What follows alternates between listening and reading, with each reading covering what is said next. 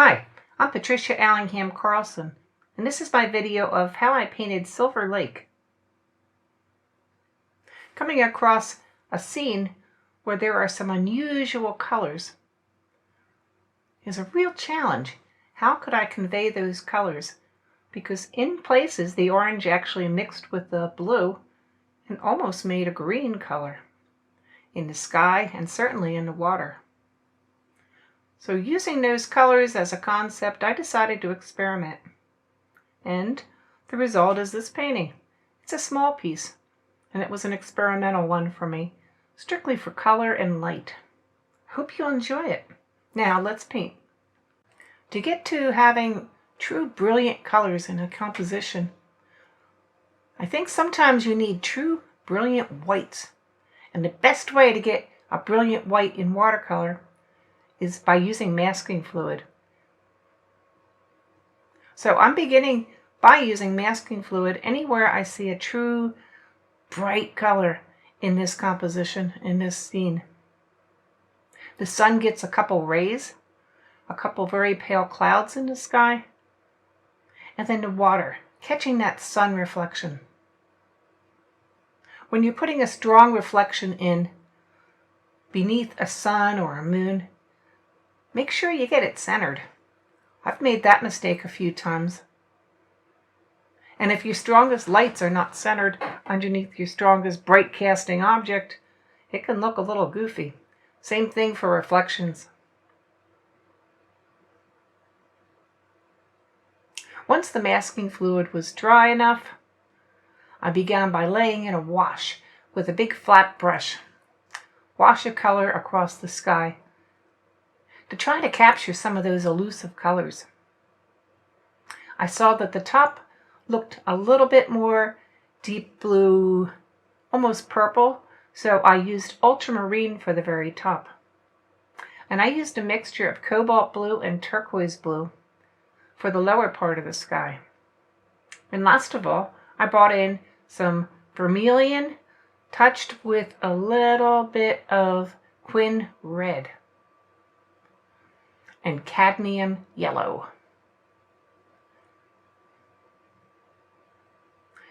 That color went in first, and then I touched in the deeper colors after that was applied wet.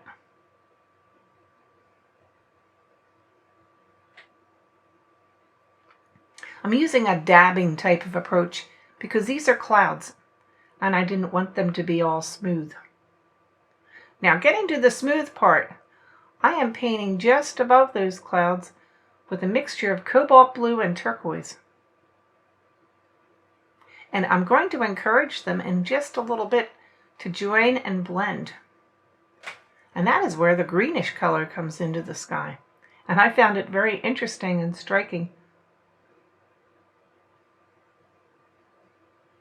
Next I begin blending in some more cobalt blue, and then from the top down I'm using ultramarine blue.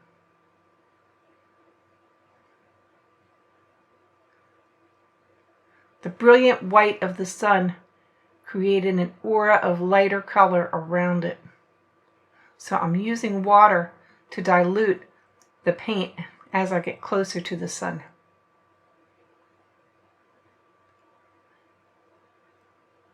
And then just a mixture of water to blend it all together.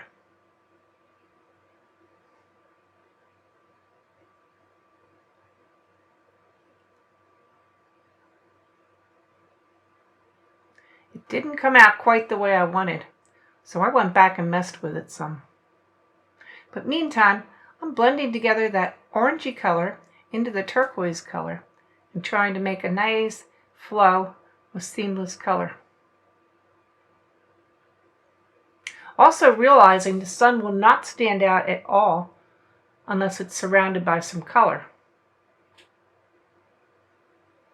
So I changed how my scene actually looked in my photograph and brought more color in right around the sun.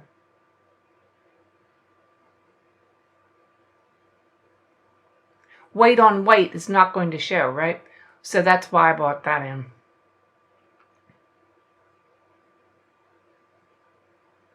And then I blend. And blend and blend and blend. Blending wet on wet is not going to give you a smooth finish. But my ace up, or my trick here, was that the whole thing was going to be covered by foliage and leaves. So a perfect blend wasn't even necessary at this part of the painting.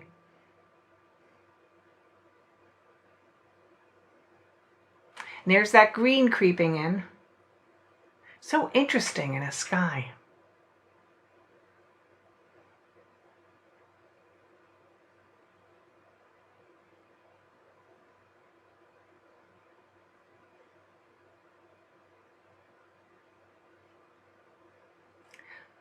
Moving on.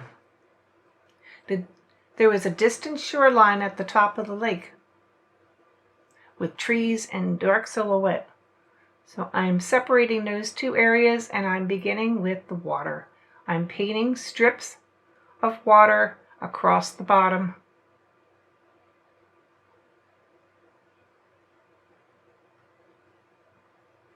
And then I'm going to be using different colors to blend and paint straight onto create the lake coloring.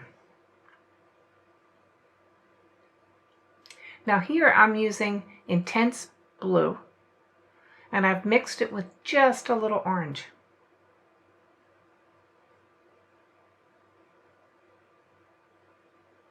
Where I'm getting darker still, I am mixing in some indigo.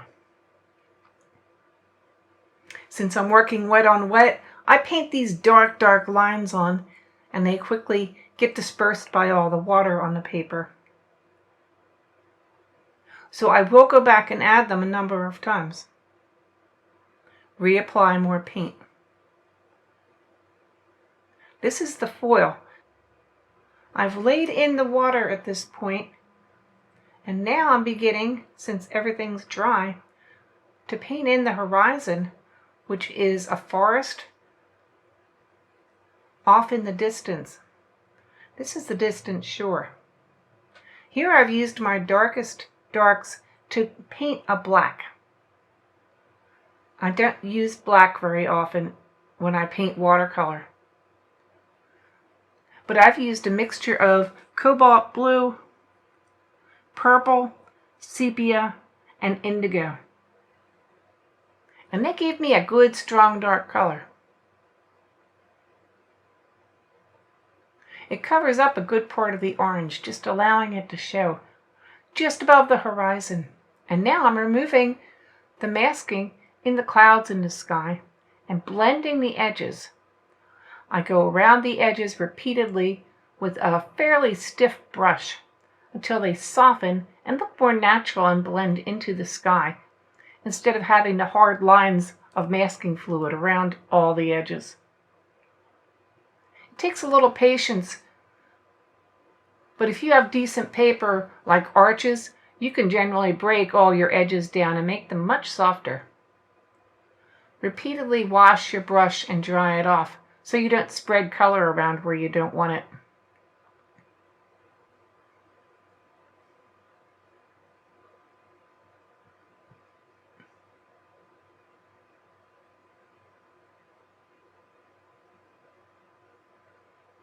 And last, I soften the white just a little bit, so it's not quite the pure white in those clouds, just bright. I'm softening it by dragging colors on my brush right over top of it, as opposed to putting more color in.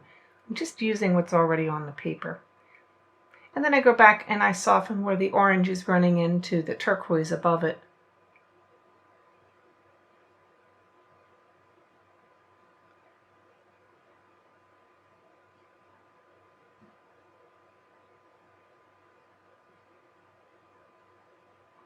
You see, I made a couple darker trees along the horizon that look like maybe they're the closest to the shore, and I've given them some light reflections just beneath them into the water.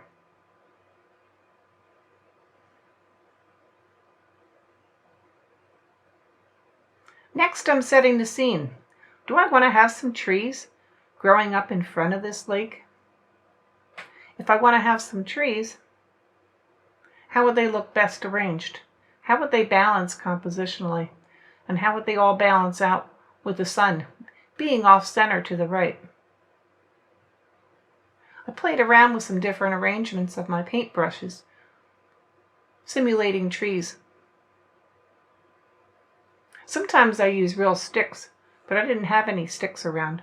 I did have a little patch of some plant matter from a petunia I had just pruned, and I put that on the bottom.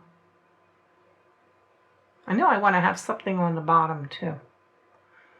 So here, what I'm doing is just playing with composition and balance and ideas.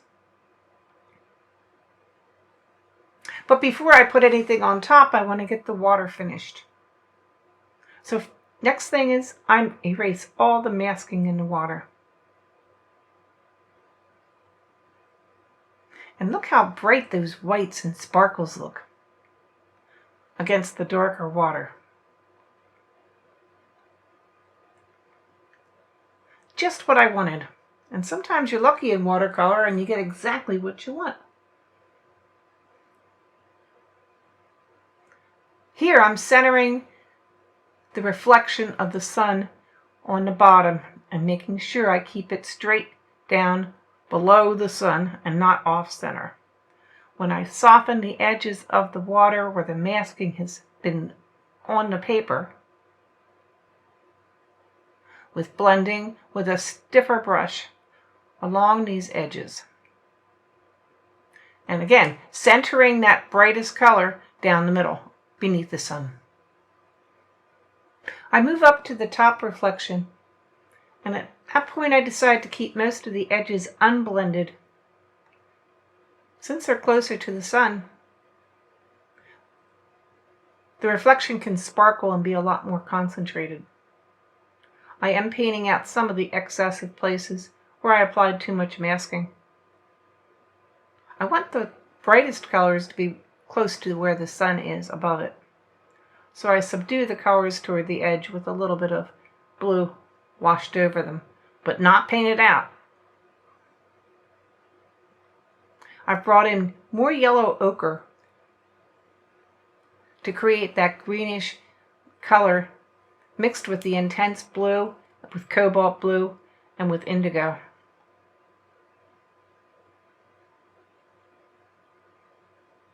And most everything I'm painting is horizontally streaked, going across.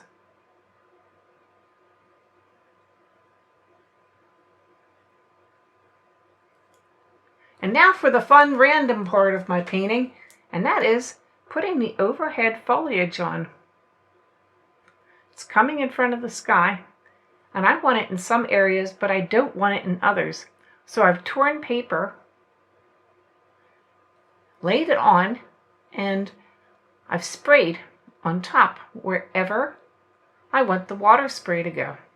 It's going to be blocked where the paper is. And I'm taking a mixture of my concentrated colors to make the blackest, darkest color I can. In this case, I've added some hooker green dark because I want it to have a suggestion of green for the leaves. Now I'm dabbing the paint in, and since the paper is wet in dots of water from my spray bottle, it sort of flows into those areas. And it spreads itself around in a way that sort of looks like leaves. If I painted it solid, it wouldn't do that. But this water spray allows me to get a light and sort of see-through, airy feeling of leaves.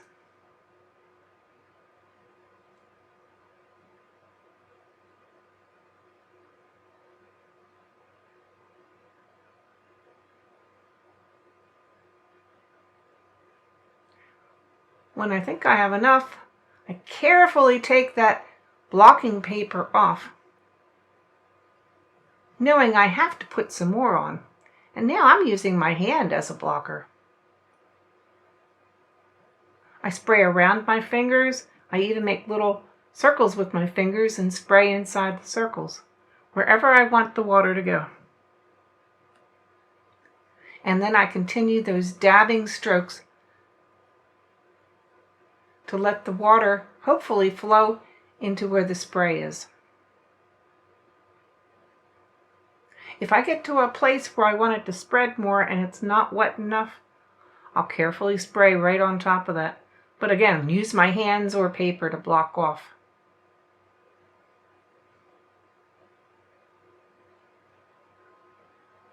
And I have my paper towel handy in case I make a mess.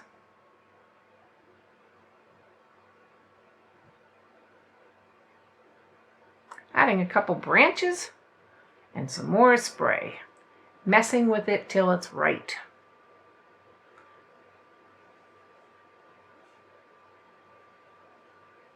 I don't know if you caught that or not, but I put those branches on using the end of my brush, not the hair part, and just sort of drag them along out of the wet paint and on across where I wanted them to go. It's a good, easy way to put branches on.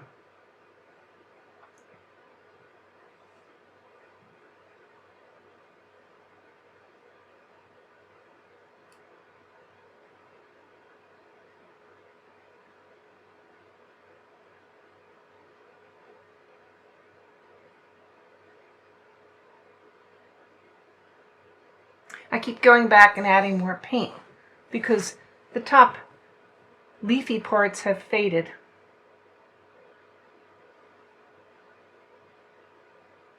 And now I've painted along the very bottom to make a shoreline. I've made it very irregular.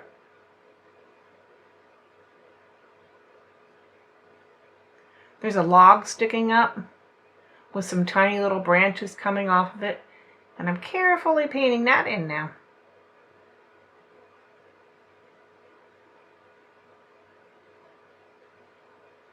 So compositionally, here's what I'm thinking. The sun is off-center to the right, the log is off-center to the left. I'll make some more foliage and weeds coming up toward the left side too, and try to create a balance in the composition by staggering what is where.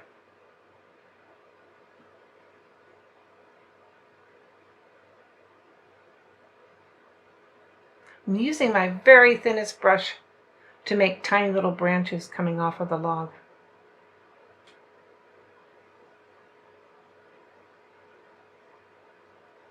And then I begin painting in some weeds growing off the shore.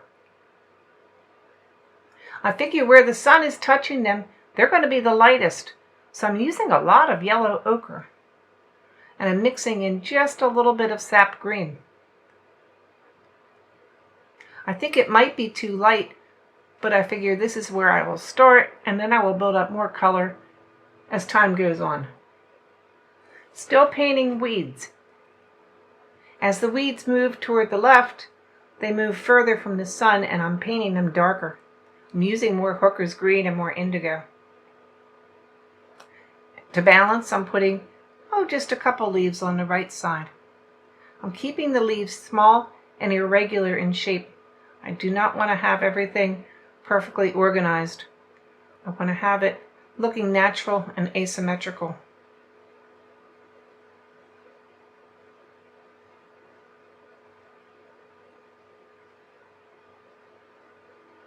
And now I'm taking the color off the sun.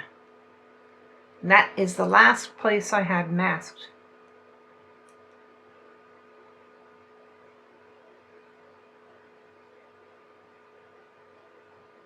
Adding some more branches coming in from the left side. And I think that adds to the balance of the composition. I'm starting out with yellow ochre and burnt sienna, and then I'll be going over top with some darker colors. And I'm also doing that now in the area at the shoreline weeds. Adding more darks, a few more details, so the weeds will stand out a little bit more. And the reason is because they're very close to the viewer, and they would have more detail going with the perspective from the viewer's point of view.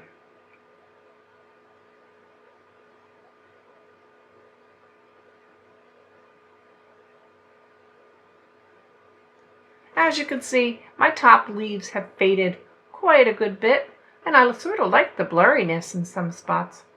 But I've decided I need to make them darker in some. So I'm continuing to work dry now, but I am still continuing to use that same dabby type of approach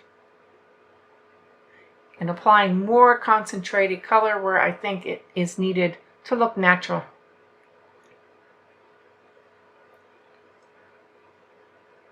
A dark branch from the side, and then one coming down and uniting the distant shore with the water.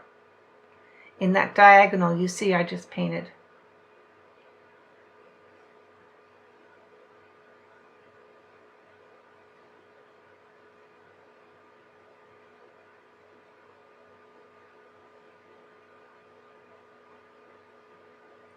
Adding another layer of darks to the bottom shore and the weeds as well. And here I'm breaking the edge of the log just a bit with some damp brush blending, so it won't look quite so hard-edged and maybe look a little more natural.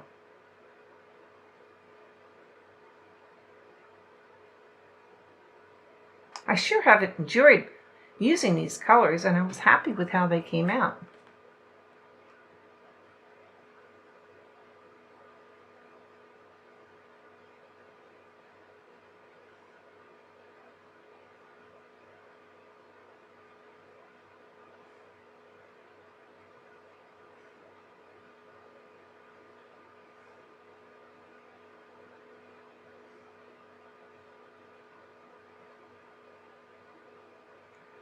Signing it, and it is done.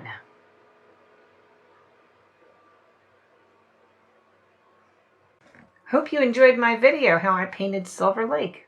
It was a fun one for me. A small painting where the colors just came together for me, and I really enjoyed the experiment. I hope you'll give it a thumbs up and check out the links below to some of the different products I make, some of the different products that I use, Facebook page, all kinds of things to check out. If you ring the bell and subscribe, you won't miss a single video in the future. I'll see you next video. Thanks for watching.